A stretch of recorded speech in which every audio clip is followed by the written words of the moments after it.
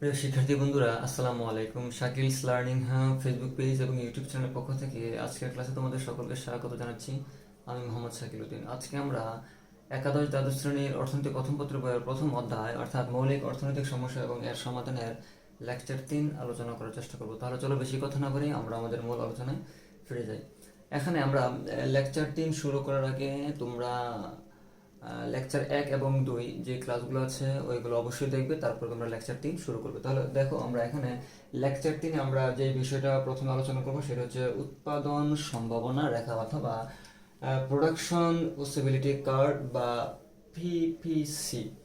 এখন এই উৎপাদন সম্ভাবনা রেখা বা পিপিসি রেখাটা মূলত কি, বা এটা উৎপাদন সম্ভাবনা রেখা বলতে আমরা কি বুঝি? যেমন এখানে উৎপাদন সম্ভাবনা রেখা হলো এমন একটি রেখা যে রেখার বিভিন্ন বিন্দুতে নির্দিষ্ট পরিমাণ সম্পদ ও চলতি প্রযুক্তি সাপেক্ষে দুটি উৎপন্ন দ্রব্যের সম্ভাব্য বিভিন্ন সংমিশ্রণ নির্দেশ করে। অর্থাৎ উৎপাদন সম্ভাবনা রেখাটা হচ্ছে এমন একটি রেখা যে রেখার প্রতিটি বিন্দুতে নির্দিষ্ট পরিমাণ সম্পদ ও চলতি প্রযুক্তি সাপেক্ষে উৎপন্ন দুটি দ্রব্য, কয়টা দ্রব্য? উৎপন্ন দুটি দ্রব্যের সম্ভাব্য বিভিন্ন সংমিশ্রণ। সম্ভাব্য, এখানে আমরা যে দ্রব্যগুলো উৎপাদন করব সেগুলো আমরা সম্ভাব্য একটা মান ধরবো যে এক্স দ্রব্য অথবা ওয়াই দ্রব্য আমরা এতটুকু উৎপাদন করতে পারবো। এটা নির্দিষ্ট না, এটা বা ফিক্স না, এটা সম্ভাব্য। এটা কম বেশি হইতে পারে। সম্ভাব্য বিভিন্ন সংমিশ্রণ নির্দেশ করে। তাহলে এখন এটা আমরা একটা চিত্রের আলোকে দেখব। তার আগে আমরা একটা সূচি এখানে লিখছি যে উৎপাদন সম্ভাবনা সূচি।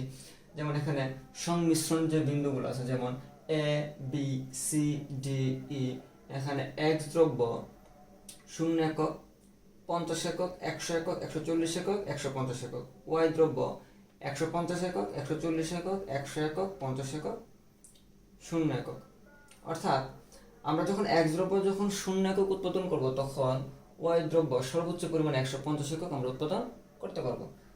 এক্স দ্রব্য এরকম ভাবে এক্স দ্রব্য যখন 50, ওয়াই দ্রব্য আমরা 140 একক উৎপাদন করতে পারবো। ঠিক একইভাবে এক্স দ্রব্য যথাক্রমে 100, 140, 150 একক উৎপাদন করলে ওয়াই দ্রব্য যথাক্রমে 100 একক, 50 একক এবং 0 একক উৎপাদন করা যায়। এখন এই সূচিটাকে আমরা চিত্রের সাহায্যে আমরা এখন উপস্থাপন করব, তারপর চিত্রে একটা আমরা ব্যাখ্যা আমরা দেখব। তাহলে প্রথমে দেখো, যেমন এই চিত্রটা হচ্ছে কি উৎপাদন সম্ভাবনা রেখার চিত্র। যেমন এটা হচ্ছে ভূমি অক্ষ এবং এটা হচ্ছে কি লম্ব অক্ষ।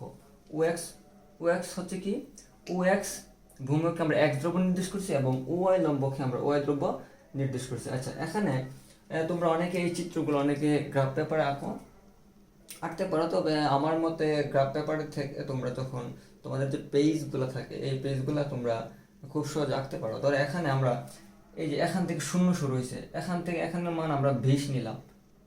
ঠিক সেম দূরত্বের একটা মান হবে এই যে এতটুকু, এখানে আমরা 20, তাহলে এতটুকুর দূরত্ব আবার এখানে ধরো এতটুকুর মান কত? 20। তাহলে 20, 20, 40 এরকম ভাবে এই প্রত্যেকটা গ্যাপের মান কত? সেম, সমান, এবং প্রত্যেকটা গ্যাপের মানও কি 20, 20 করে। হ্যাঁ, আমরা ধরছি। তাহলে আমাদের এখানে ধরো 0, 1, 2, 3, 4, 5, তার মানে এরকম ভাবে এতটুকু পর্যন্ত আমাদের 20। ধরো অনেকে তোমাদের যে জ্যামিতি বক্সের যে স্কেলগুলো আছে এখানে ধরো বিভিন্ন ধরো 0 থেকে 5 পর্যন্ত তোমরা 10 পর্যন্ত ধরতে পারো। তো এরকম ভাবে তোমরা মানগুলা ডিফাইন করতে পারো আর কি। ঠিক আছে। আচ্ছা, এখন কত হইলো যে ধরো এখানে অনেকেই ভুল করে, যেমন আমরা এই যে লিখলাম, ঠিক আছে, তো 0 এতটুকু পর্যন্ত আমরা মান নিলাম যে 20। ঠিক আছে। এখন তাহলে এরপরের যে মানটা হবে 40, ধরো সেম দূরত্ব কতটুকু আসে? এখানে আসে, কথার কথা এখানে আসে। তাহলে এখানে হবে কত? 40। অনেকে কি করে, ধরো এখানে না দিলে তারা তাদের মন মতো এখান পর্যন্ত 40, তাহলে এটা কিন্তু হবে না। বুঝতে পারছো? এটা হবে না। এই সেম দূরত্বের মান কত? এতটুকুর দূরত্বের মান 20, আবার সেম এতটুকুর দূরত্বের মান কত হবে? 20। ঠিক আছে, 20, 20। তার মানে এটা তাহলে যদি আমাদের, আচ্ছা আমরা এখন একটু দেখি, তাহলে এই যে এরকম 20, 40, 60, 80, 100, 120, 140, 160 এরকম ভাবে আমরা লিখলাম। তাহলে আমাদের এক্স দ্রব্য সর্বোচ্চ আছে 150, আমরা 160 পর্যন্ত মান নিছি। আবার ওয়াই দ্রব্য সর্বোচ্চ আছে 150, আমরা 160 পর্যন্ত মান নিছি। ঠিক আছে। এখন আমরা একটু দেখি, যেমন এখানে এক্স দ্রব্য 0 একক, এক্স দ্রব্য কত একক? 1 0। 1 0 হলে 0 কিন্তু এখানে 1 0 মানে কি এই যে এখান থেকে কিন্তু শুরু হয়েছে 1 0। ওয়াই কত? 150। তাহলে ওয়াই 150, আমার ওয়াইয়ের দিকে যে 150, এই যে ওয়াই 150, ঠিক আছে। আচ্ছা, তারপর হচ্ছে আমার এক্স 50, তাহলে এক্স 50 হলে আমরা এক্স এর দিকে যাব। ধরো আমরা এখানে মান নিচ্ছি 20, 40, 60, তাহলে 50 কত আছে, 60 এবং 40-এর মাঝামাঝি তো 50 আছে। এই 60 এবং 40-এর মাঝামাঝি আমরা এখানে একটা টান দিব, টান দিয়া অথবা একটা বিন্দু আমরা লিখতে পারি 50, ঠিক আছে। তাহলে এক্স 50 হলে ওয়াই কত, ওয়াইয়ের দিকে আমার ওয়াই হচ্ছে 140, এই যে 140-এর বরাবর, এই যে এরকম টান দিলাম, আমরা এই রেখাটা মিলাইলাম, ঠিক আছে। তারপরে তাহলে আমরা একটু দেখি, আমরা আবার একটু প্রথম দিকে আমরা একটু দেখি, যেমন এক যদি 0 হয় ওয়াই 150, 1 0 এখানে ওয়াই 50, এটার সংমিশ্রণ বিন্দু কি এ, আমরা এখানে এ লিখলাম। আবার ঠিক একইভাবে এক্স যখন 50, ওয়াই কত 140, তো এক্স 50, ওয়াই 140, এটার সংমিশ্রণ বিন্দু কি বি, আমরা এখানে বি লিখলাম। আচ্ছা, তারপরে এক্স যখন 100, ওয়াই আমরা 100 উৎপাদন করতে পারি, তাহলে এক্স এর দিকে 100, ওয়াইয়ের দিকে 100, এই দুইটা আমরা এরকম ভাবে টান দিয়া মিলাই দিলাম, সংমিশ্রণ বিন্দু সি। তারপরে সংমিশ্রণ বিন্দু ডিতে দেখো এক্স 140, ওয়াই 50, তাহলে এক্স এর দিকে আমরা যাই 140, এই যে 140, এখানে 140-এর বিন্দুটা এইটা, এটা এরকম গেলাম, উপর দিকে উঠলাম, ওয়াই কত, ওয়াই হবে 50, এই যে ওয়াই 50, ওয়াই 50 কোথায় আছে, 40 এবং 60 এর মাঝামাঝি যেটা আছে এটা হচ্ছে কি 50, তার মানে 50 এবং কত 140। আচ্ছা, তাহলে এটার সংমিশ্রণ বিন্দু কত আমার ডি। আবার ঠিক একইভাবে সংমিশ্রণ বিন্দু ইতে এক্স যখন 150, এক্স এর দিকে আমরা 150 যাবে, 150 কোথায় আছে, এই বিন্দু হলো 140 এবং 160 এর মাঝামাঝি কত 150, 150। আচ্ছা, 150 হলো ওয়াই কত 0, তাহলে ওয়াই দিকে কত, এটা এখানে থাকবে ওয়াই 0, এক্স 150, ওয়াই কত, আর উপরে উঠবে উঠবে না, তার মানে ওয়াই এর মান তো এখানে 0 এবং এক্স এর মান এখানে 0, তার মানে এই রেখাতে থাকবে। এখন আমরা কি করব, তাহলে এই সবগুলা এই যে সংমিশ্রণ যে বিন্দুগুলো আছে আমরা সবগুলো জাস্ট নর্মালি আমরা এরকম ভাবে টান দিয়ে কি করে দেবো, যোগ করে দেবো, এরকম ভাবে প্রত্যেকটা বিন্দু একসাথে কি করে দেবো, যোগ করে দেবো, ঠিক আছে। আচ্ছা, যোগ করলে আমাদের এ ই একটি উৎপাদন সম্ভাবনা রেখা পাওয়া যাবে। আচ্ছা, এখন আমরা এই চিত্রটা আমরা একটু বিশ্লেষণ করে দেখি। চিত্র বিশ্লেষণ লেখা হয়েছে, চিত্রে ও এক্স ভূমিকে এক্স দ্রব্য এবং ও ওয়াই লম্বকে ওয়াই দ্রব্য নির্দেশ করা হলো। এ ই, এই যে এ এবং ই কি একটি উৎপাদন সম্ভাবনা, এই যে এ ই একটি উৎপাদন সম্ভাবনা রেখা। আচ্ছা, এক্স দ্রব্য যখন আমরা 0 একক উৎপাদন করি, আমাদের ওয়াই দ্রব্য সর্বোচ্চ 150 একক উৎপাদন করা যায়, ঠিক, এবং এর প্রাপ্ত সংমিশ্রণ বিন্দু কি এ, ঠিক আছে। আচ্ছা, এভাবে এক দ্রব্য যথাক্রমে 50, 100, 140 ও 150 একক উৎপাদন করলে ওয়াই দ্রব্য যথাক্রমে কি হবে 140, 150 ও 0 একক উৎপাদন করা যায়, যার সংমিশ্রণ বিন্দু যথাক্রমে বি, সি, ডি ও ই হয়। এখানে প্রাপ্ত সংমিশ্রণ বিন্দু এ, বি, সি, ডি ও ই যোগ করলে এ ই একটি উৎপাদন সম্ভাবনা রেখা পাওয়া যাবে, ঠিক আছে। আশা করছি যে উৎপাদনের সম্ভাবনা রেখা কি এবং এটা কিভাবে একটা সূচি থেকে কিভাবে আমরা একটা চিত্র উপস্থাপন করব, সেই চিত্রের ব্যাখ্যাটা আমরা কিভাবে দিব, আশা করছি তোমরা এটা সবাই বুঝতে পারছো, ঠিক আছে।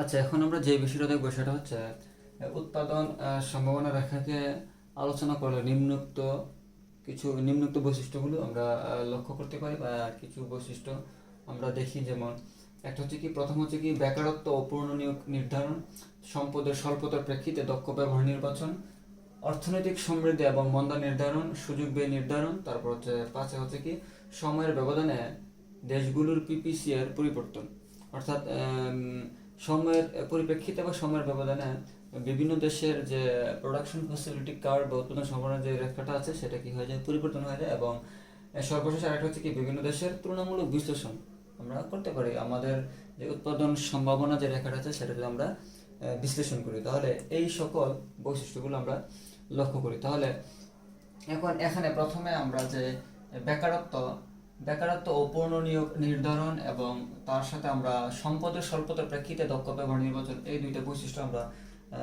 একটু চিত্রের মাধ্যমে দেখবো যে কিভাবে উৎপাদন সম্ভাবনা রেখা আলোচনা ফলে নিম্নোক্ত যে বৈশিষ্ট্য লক্ষ্য করা যায় তার মধ্যে প্রথম এবং দ্বিতীয় যে বৈশিষ্ট্যটা আছে আমরা একটু দেখি। যেমন এখানে এটা হচ্ছে কি একটা উৎপাদন এই যেমন এটা হচ্ছে কি আমরা OX অক্ষে আমরা ভোগ্যপণ্য এবং OY অক্ষে আমরা মূলধনী দ্রব্য বা লম্ব অক্ষে আমরা মূলধনী দ্রব্য আমরা নির্দেশ করছি বা দেখাইলাম। এখানে এ এবং বি হচ্ছে কি একটি উৎপাদন সম্ভাবনা রেখা এবং এই এ বি উৎপাদন সম্ভাবনা রেখার আর এস এবং টি এই তিনটা বিন্দুর যে কোনো একটা বিন্দুতে আমরা উৎপাদন করতে পারবো। তাহলে আমরা বলতে পারি যে এই চিত্রের এ বি হচ্ছে উৎপাদন সম্ভাবনা রেখা এবং আর এস টি হচ্ছে কি আর এস টি আমরা যে কোনো বিন্দু উৎপাদন করতে পারবো। তাহলে এটাকে আমরা বলতে পারি আর এস টি কে বলা যায় সম্পূর্ণ নিয়োজিত তথা পূর্ণ নিয়োগ অর্জিত হয়েছে।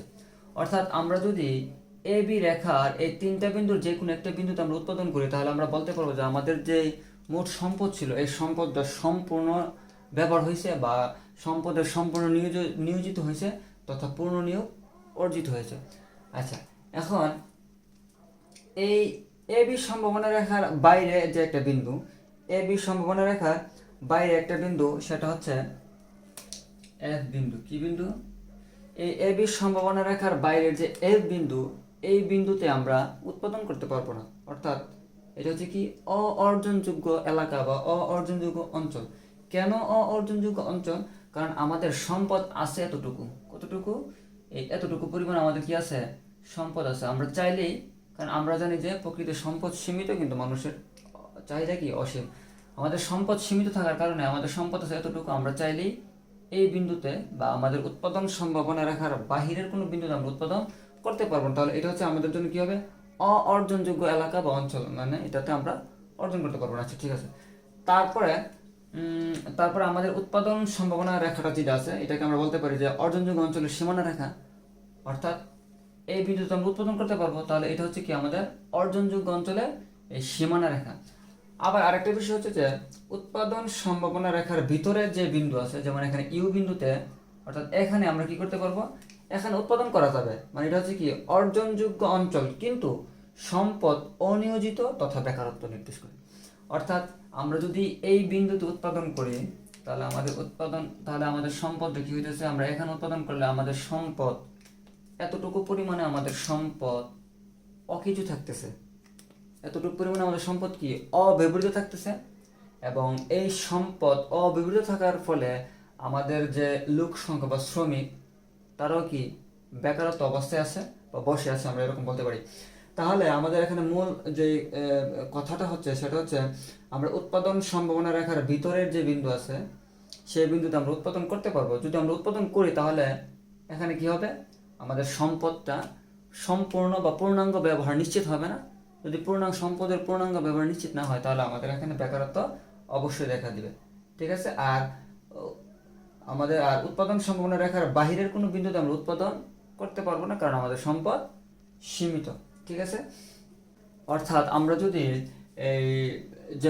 যদি আমাদের উৎপাদন সম্ভাবনা রেখার ভিতরের যে ইউ বিন্দু আছে এই বিন্দুতে যদি আমরা উৎপাদন করি তাহলে সেটা অর্জনযোগ্য অঞ্চল, কিন্তু আমাদের সম্পদে পূর্ণাঙ্গ ব্যবহার হবে না। এখানে আমাদের কি দেখা দিবে?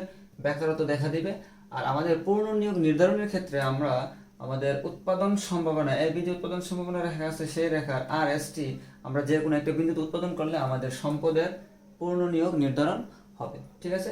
আবার ঠিক একইভাবে আমরা যে আমাদের সম্পদ আমরা জানি যে সীমিত, সেই সম্পদের স্বল্পতার প্রেক্ষিতে যদি আমরা দক্ষ ব্যবহার নির্বাচন করতে চাই তাহলে আমাদের অর্থাৎ স্বল্প সম্পদটাকে যদি আমরা সেটা যদি পূর্ণাঙ্গ বা দক্ষ ব্যবহার নিশ্চিত করতে চাই তাহলে আমাদের এই এবি রেখার আর এস টি আমরা যে কোনো একটা বিন্দুতে আমরা উৎপাদন করলেই আমাদের কি হবে?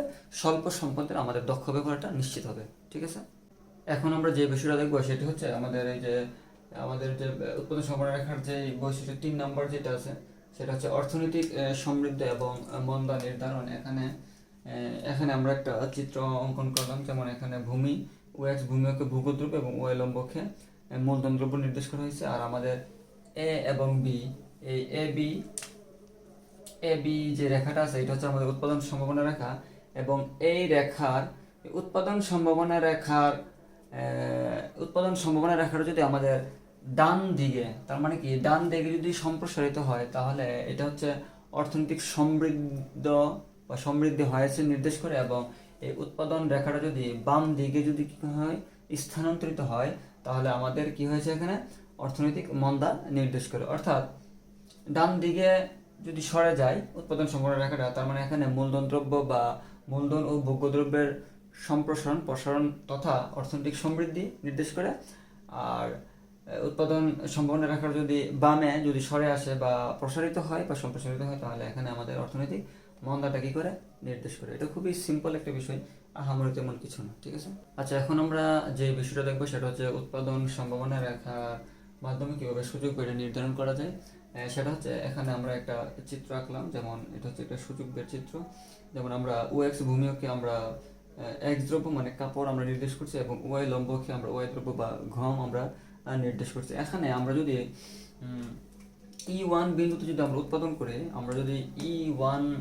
বিন্দুতে আমরা উৎপাদন করি, তাহলে আমাদের কাপড়টা আমরা তৈরি করতে পারবো আমাদের OX1 পর্যন্ত, এবং আমরা গমটা উৎপাদন করতে পারবো আমরা OY2 পর্যন্ত। অর্থাৎ এই E1 বিন্দুতে আমরা কাপড়টা কম উৎপাদন করতেছি এবং আমাদের গমটা কি বেশি উৎপাদন করা হইতেছে, ঠিক আছে।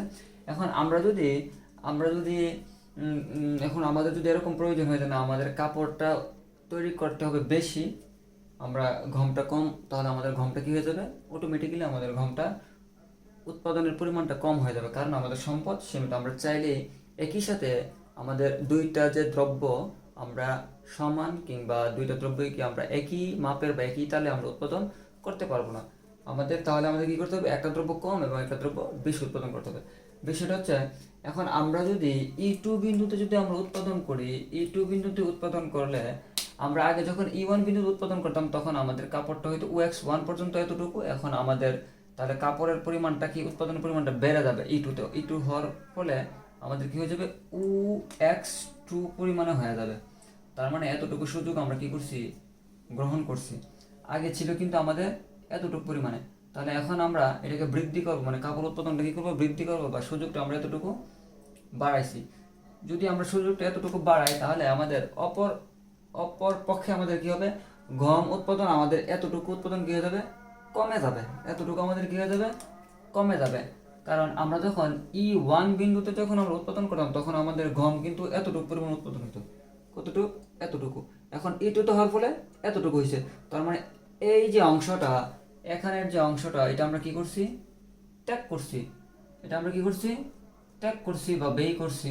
আর এতটুকু আমরা কি করছি, সুযোগ গ্রহণ করছি। সুযোগ কি করছি, আমরা গ্রহণ করছি। আগে আমাদের কাপড় উৎপাদন হইতো বা তৈরি করতে পারতো এতটুকু, এখন আমরা E2-তে হওয়ার ফলে আমাদের উৎপাদনটা বাড়ছে এবং আমাদের গমটা কি এতটুকু কমছে, গমটা কইমা OY2 এতটুকু পর্যন্ত হয়ে গেছে। অর্থাৎ আমরা এই, আর এখানে AB হচ্ছে কি উৎপাদন সম্ভাবনা রেখা। অর্থাৎ আমরা PPC বা উৎপাদন সম্ভাবনা রেখার মাধ্যমে আমরা সুযোগ বের ধারণাটা কি করতে পারি, আমরা পাই বা পেয়ে থাকি। কারণ আমাদের সম্পদ সীমিত হওয়ার ফলে আমরা একই সাথে দুইটা দ্রব্য কি সমপরিমাণে আমরা উৎপাদন করতে পারি না। তাহলে আমরা একটা দ্রব্য অতিরিক্ত উৎপাদন করতে গিয়া আমাদের আরেকটা দ্রব্য কি করতে হয়েছে, কিছুটা অংশ ছাড়তে হয়েছে বা ত্যাগ করতে হয়েছে। এটি হচ্ছে আমাদের মূলত সুযোগ বের যে ধারণা, ঠিক আছে।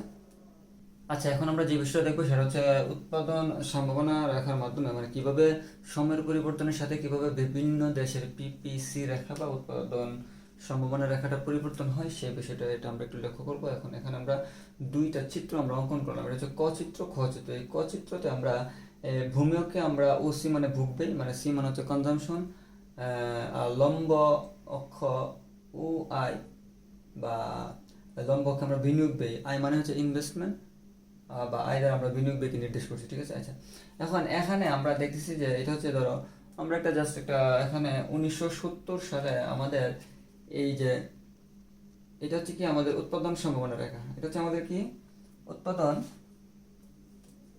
উৎপাদন সম্ভাবনা রেখা। এই রেখাটা হচ্ছে উৎপাদন সম্ভাবনা রেখা। এখানে হচ্ছে KS এবং B। S দ্বারা আমরা মূলত সিঙ্গাপুর, KS মানে সাউথ কোরিয়া বা দক্ষিণ কোরিয়া, এবং B মানে হচ্ছে বাংলাদেশকে আমরা নির্দেশ করছি। আমরা দেখতেছি যে আমাদের 1970 সালে আমাদের এই তিনটা দেশের উৎপাদন সম্ভাবনা রেখা একই রেখার অধীনে ছিল, কিন্তু সময়ের পরিবর্তনের ফলে 2016 সালে আমাদের ক্ষচিত্রে আমরা দেখতেছি যে আমাদের এই যে এটা হচ্ছে বিবি হচ্ছে বাংলাদেশের উৎপাদন সম্ভাবনা রেখা, কে এস হচ্ছে কি দক্ষিণ কোরিয়ার উৎপাদন সম্ভাবনা রেখা, এবং এস হচ্ছে কি সিঙ্গাপুরের উৎপাদন সম্ভাবনা রেখা। অর্থাৎ সময়ের পরিবর্তনের ফলে আমাদের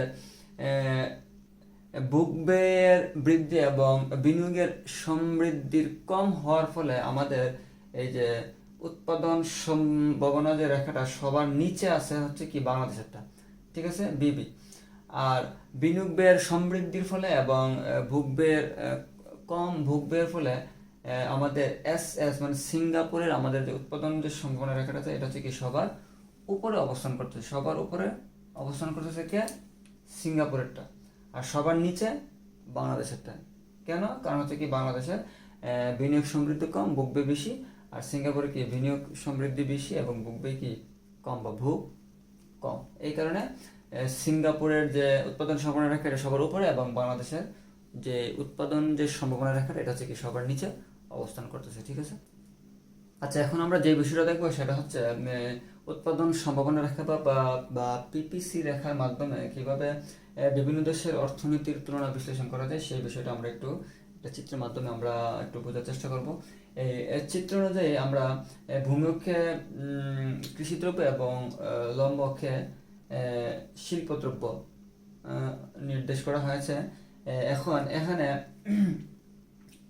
এ এবং এ হচ্ছে কি আমাদের আমেরিকার উৎপাদন সম্ভাবনা রেখা, এবং 2 হচ্ছে কি বাংলাদেশের উৎপাদন সম্ভাবনা রেখা। তাহলে এই চিত্র থেকে বোঝা যায় আমেরিকার যে অর্থনীতিটা আছে সেটা হচ্ছে শিল্প নির্ভর, এবং বাংলাদেশের যে অর্থনীতিটা আছে সেটা হচ্ছে কি কৃষি নির্ভর। আচ্ছা, এখন আমরা যে বিষয়টা দেখবো সেটা হচ্ছে সুযোগ ব্যয় বা অপরচুনিটি কস্ট। এই সুযোগ ব্যয়টা মূলত আসলে কি সেটা প্রথম আমরা একটু সংজ্ঞাটা দেখবো, তারপর আমরা এটা চিত্রের সাহায্যে আমরা একটু বোঝার চেষ্টা করবো, ঠিক আছে। আচ্ছা, একটি দ্রব্যের অতিরিক্ত উৎপাদন পাওয়ার জন্য অপর দ্রব্যের উৎপাদন যতটুকু ছেড়ে দিতে হয় সেই ছেড়ে দেওয়ার পরিমাণ হলো কি সুযোগ ব্যয়। অর্থাৎ আমাদের উৎপন্ন দুটি দ্রব্যের মধ্যে আমরা যদি একটি দ্রব্যের যদি অতিরিক্ত উৎপাদন করতে চাই বা আমাদের প্রয়োজন হয়, তাহলে আমরা কি আমাদের অপর যে আরেকটা দ্রব্য আছে সেইটার কি করতে হবে, উৎপাদন কমাইতে হবে। তাহলে আমরা যখন একটা দ্রব্যের অতিরিক্ত একক যখন আমরা উৎপাদন করতে চাবো বা চাই, তখন আরেকটা দ্রব্যের উৎপাদনের পরিমাণ কি হবে, কমে যাবে। এটি হচ্ছে মূলত কি সুযোগ ব্যয়। তার মানে একটা দ্রব্যের অতিরিক্ত একক পাওয়ার জন্য বা সুযোগ গ্রহণ করার জন্য আমাদের কি আরেকটা দ্রব্যের সুযোগ আমাদের ত্যাগ করতে হয়। আচ্ছা, এখন আমরা এই চিত্রটার মাধ্যমে আমরা যদি একটু আলোচনা করি, তাহলে আমাদের ও এক্স ভূমি অক্ষে আমরা এক দ্রব্য এবং ওয়াই লম্ব অক্ষে আমরা কি ওয়াই দ্রব্য নির্দেশ করছি। এ বি হচ্ছে উৎপাদন সম্ভাবনা রেখা। এই উৎপাদন সম্ভাবনা রেখায় আমরা T1 অথবা T2 যে কোনো একটা বিন্দুতে আমরা উৎপাদন করতে পারবো। আমরা যদি T1 বিন্দুতে উৎপাদন করি, তাহলে আমাদের ওয়াই দ্রব্যের পরিমাণটা হবে কি ওয়াই 1 পর্যন্ত, আর এক্স দ্রব্যের পরিমাণটা হবে, উৎপাদনের পরিমাণ হবে কি ও এক্স 1 পর্যন্ত। তার মানে T1 বিন্দু উৎপাদন করলে আমাদের ওয়াই দ্রব্যটা আমরা বেশি পরিমাণ উৎপাদন করতেছি, আর এক দ্রব্যটা কি কম। আর T2 বিন্দুতে যখন আমরা উৎপাদন করি, তখন আমাদের কি হচ্ছে, আমাদের ওয়াই দ্রব্যটা কি ওয়াই 2 পর্যন্ত উৎপাদন হচ্ছে, মানে কি এটা এতটুকু, আর এক্স দ্রব্যটা কি এক্স 2 পর্যন্ত উৎপাদন হচ্ছে। তার মানে T2 বিন্দুতে উৎপাদন করলে আমাদের এক দ্রব্যের পরিমাণটা বেশি এবং ওয়াই দ্রব্যের পরিমাণটা কি কম। এখন কথা হচ্ছে যে যদি কোনো উৎপাদক সে যদি তার এক্স দ্রব্যের পরিমাণটা বা এক্স দ্রব্যের উৎপাদনের পরিমাণটা যদি সে বাড়াতে চায়, তাহলে সে কি করবে, সে T1 বিন্দুতে উৎপাদন না করে এই T2 বিন্দুতে সে উৎপাদন নির্ধারণ করবে। কারণ এই T2 বিন্দুতে উৎপাদন করলে আমাদের এক্স দ্রব্যের পরিমাণটা বেশি এবং ওয়াই দ্রব্যের পরিমাণটা কি কম। তাহলে এখন যদি T1 বিন্দুতে উৎপাদন করে, তাহলে এক্স দ্রব্যটা এতটুক, ঠিক আছে, আর ওয়াই দ্রব্যটা কি এতটুক হচ্ছে। এখন তার তো এখন প্রয়োজন, সে তার এক্স দ্রব্যটা কি করবে, সে বৃদ্ধি করবে বা উৎপাদনটা বাড়াবে। উৎপাদন বাড়াতে গেলে T2তে আসলে কি T2 বিন্দুতে উৎপাদন করবে। T2 বিন্দুতে উৎপাদন করলে তার আগের উৎপাদন ছিল এতটুকু, এখান থেকে এটা বেড়ে যাবে এতটুকু। তার মানে কি এই অংশটা কি এতটুকু পরিমাণে সে সুযোগ গ্রহণ করছে।